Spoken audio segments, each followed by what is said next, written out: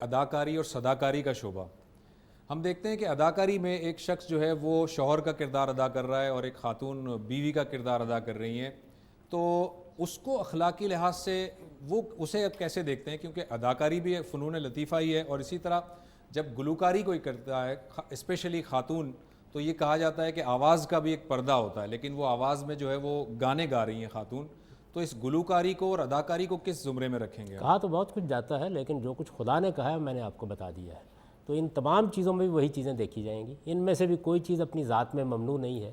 آپ یہ دیکھیں گے کہ ان کے ذریعے سے کس چیز کا ابلاغ کیا جا رہا ہے۔ کیا فواحش پھیلائے جا رہے ہیں؟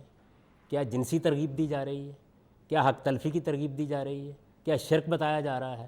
تو میں نے آپ کو یہ بتایا کہ قرآن مجید نے اس معاملے میں فیصلہ کن بات کر دی ہے، اور دیکھیے کن الفاظ میں کی ہے۔ یعنی آپ نکالیے کبھی 31-32 آیات جو ہے یہ سورہ اعراف کی، ہے للذین آمنوا فی الحیات الدنیا، میں نے تو یہ اس دنیا کی زندگی میں پیدا ہی ایمان والوں کے لیے کی ہیں، خالصۃ لہم یوم القیامہ، قیامت میں ان کے لیے خاص کر دوں گا اور منکرین کو محروم کر دوں گا۔ اس کے بعد یہ کہا ہے کہ ان سے کہو میرے پروردگار نے صرف یہ 5 چیزیں حرام کی ہیں۔ کھانے پینے کی چیزوں کا اوپر ذکر آ گیا تھا، اس کے بعد بتا دیا کل انما حرم ربی۔ تو اس وجہ سے جب اصول معلوم ہو گیا تو ہر چیز کو اسی کی روشنی میں دیکھا جائے گا۔ لوگوں کے لیے زندگی تنگ کرنے کے لیے مذہب نہیں آیا، وہ ان کو پاکیزہ بنانے کے لیے آیا ہے، اور پاکیزگی کے آداب اور اصول بیان کرتا ہے۔ ہم مذہب کو جب بیان کرتے ہیں تو اس کی اصل سے کیوں بیان نہیں کرتے؟ آپ دیکھیں رسالت میں آپ صلی اللہ علیہ وسلم کے پاس جبریل امین آئے، بڑی مشہور روایت ہے، جس کو حدیث جبریل کہا جاتا ہے۔ انہوں نے آپ کچھ سوالات کیے ہیں، سوالات کے بعد جب وہ چلے گئے تو رسالت میں آپ صلی اللہ علیہ وسلم نے فرمایا کہ یہ جبریل امین تھے، یعلمکم دینکم، یہ دین کے حقائق تمہیں بتانے کے لیے آئے تھے۔ آپ دیکھیں اس میں ایمان کیا ہے، اس میں اسلام کیا ہے، اس میں یہ چیزیں بیان ہوئی تھی جن پر ہم بحث کرتے ہیں۔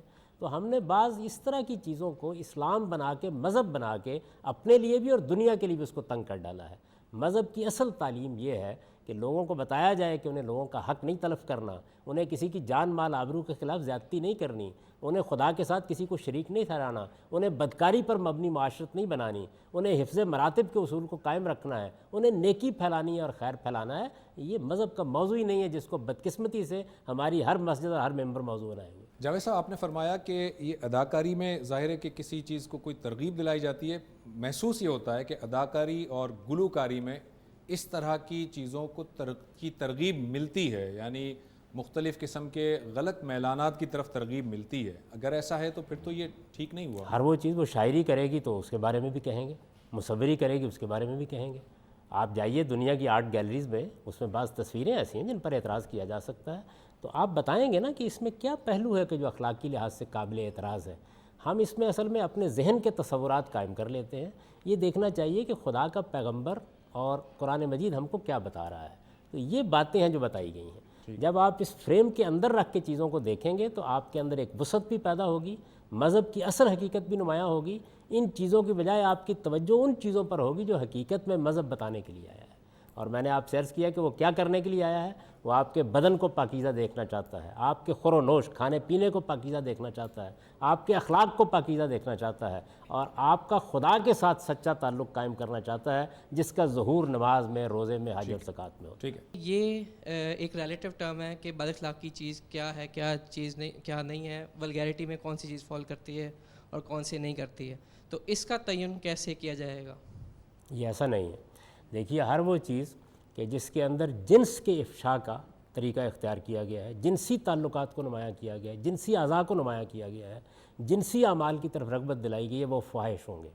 ہر وہ چیز جس کے اندر کسی کی حق تلفی کی ترغیب دی گئی ہے، کسی کی جان مال آبرو کے خلاف زیادتی کا کوئی نغمہ آپ نے نشر کرنا شروع کر دیا ہے، تو وہ چیز ہے کہ جس کو ممنوع قرار دیا جائے گا۔ شرک ایک متعین چیز ہے، کیا ہوتا ہے کیا نہیں ہوتا، اس کی تعریف قرآن مجید نے خود کر دی ہے کہ اللہ تعالیٰ کی تخلیق میں اور اللہ تعالیٰ جس طرح نظم چلا رہا ہے اس میں کسی کو ساجی بنایا جائے۔ اور آخری چیز بھی بیان کر دی ہے کہ آپ اپنی طرف سے دین بنائیں۔ یہ جو کچھ میں عرض کر رہا ہوں یہ اصل میں جو اپنی طرف سے دین بنایا گیا ہے اسی کی نفی کر رہا ہوں، تو اس کو نکالنا چاہیے اس کے اندر سے، اور اصل دین کو اس کے چہرے سے نقاب اٹھا کے نمایاں کرنا چاہیے۔ اصل دین خدا سے سچا تعلق، عاقبت کو سامنے رکھ کے زندگی بسر کرنا، اور ان چیزوں سے بچنا ہے جن کا میں نے ابھی آپ کے سامنے ذکر کیا ہے۔ یہ کوئی سبجیکٹیو چیز نہیں۔ ایک علاقائی تہذیب و تمدن جو ہے وہ مذہب کو اپنے اندر سمو لیتا ہے، جبکہ آپ نہیں سمجھتے کہ ایسا ہے کہ ہر مذہب کی ایک خاص اپنی تہذیب و تمدن ہوتی ہے کہ وہ جب کسی بھی خطے میں جاتا ہے تو وہ اس کو وہاں پہ جنم دیتا ہے اور اس کے مطابق زندگیاں گزارنے میں مدد کرتا ہے؟ دونوں کام ہوتے ہیں. دیکھیے مثال کے طور پر اگر اسلام کو آپ لے لیں جو انبیاء علیہ السلام کا دین ہے، تو آپ یہ دیکھیں کہ اس کی تہذیبی اقدار کیا ہیں.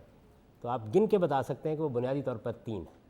میں نے اس کے اوپر ایک مضمون بھی لکھا ہوا ہے میری کتاب مقامات میں، آپ اس کو پڑھ سکتے ہیں. پہلی چیز کیا ہے، ہمارے دین نے ہم کو سکھایا ہے کہ ہم حفظ مراتب کو ملحوظ رکھیں گے. بڑا بڑا ہے، چھوٹا چھوٹا ہے. سارے انسان آدم کی اولاد ہیں، سب ایک ہی ماں باپ سے پیدا ہوئے ہیں.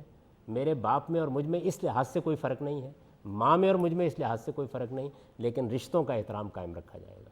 یعنی رشتے میں جو بڑا ہے اس کو بڑا سمجھا جائے گا. اس کو حفظ مراتب کہا جاتا ہے. یہ ہماری تہذیب کی بنیاد ہے، یعنی جو تہذیب ہمیں سکھائی گئی ہے اس کی بنیاد. دوسری چیز کیا ہے، حفظ فروج. یعنی ہمارے ہاں جنسی انارکی کا کوئی سوال نہیں ہے. بدکاری کو ممنوع قرار دیا گیا ہے، بڑا گناہ قرار دے دیا گیا ہے. تو ہم عفت مآبی کو اپنا آئیڈیل بنائیں گے، اس کو مثال میں رکھیں گے. وہ ہماری پوری تہذیب میں سرایت کرنی چاہیے.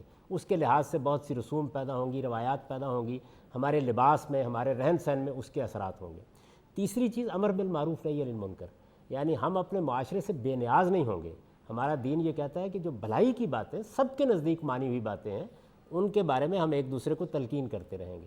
جو سب کے نزدیک برائی کی باتیں ہیں، چوری ہے، بدکاری ہے، دوسروں کا حق مارنا ہے، ملاوٹ کرنا ہے، ان سے لوگوں کو روکتے رہیں گے. تو یہ 3 چیزیں اسلامی تہذیب کی بنیادی اقدار ہیں.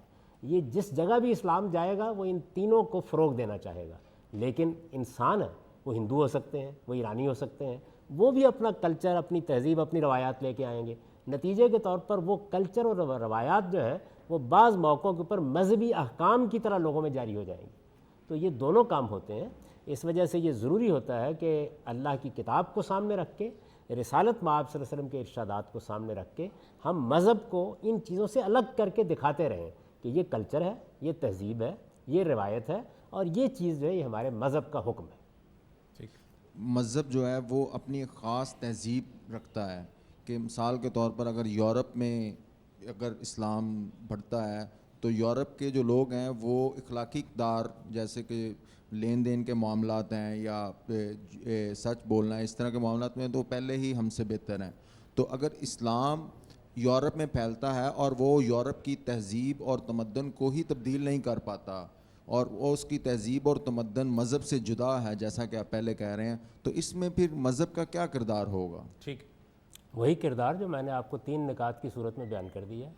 یعنی ہم جب اسلام کی دعوت لے کے جائیں گے تو ہم ان کو خدا شناس بنائیں گے، عقبہ شناس بنائیں گے. ہم ان کو بتائیں گے کہ یہ دنیا عارضی ہے، آپ کو ایک دن خدا کے سامنے پیش ہونا ہے. قیامت کے دن آپ کے لیے اللہ تعالیٰ نے اپنا فیصلہ صادر کرنا ہے. اصل زندگی وہ ہے، اس کے لیے اپنے آپ کو تیار کریں. ہم ان کو نماز بتائیں گے، ہم ان کو روزہ بتائیں گے، ہم ان کو حج بتائیں گے، دین کے احکام بتائیں گے. اور وہ 3 چیزیں جو ہماری تہذیب کی علامت ہیں، یعنی حفظ فروج، حفظ مراتب اور عمل بالمعروف اور نہی عن المنکر. تو پہلے اسلام کو سمجھ لیجئے وہ ہے کیا، وہ جائے گا. یعنی ہم اپنے تصورات لے کے نہیں جائیں گے بلکہ جو باتیں اللہ نے اپنی کتاب میں بیان کی ہیں وہ لے کے جائیں گے. جب وہ ان کو قبول کریں گے تو ان کی زندگی پر بھی اس کے اثرات ہوں گے. نہیں قبول کریں گے تو اللہ کی دی ہوئی مہلت ہے، وہ اللہ جانے اور قیامت کا دن جانے. ہمارا کام پیغام پہنچانا ہے.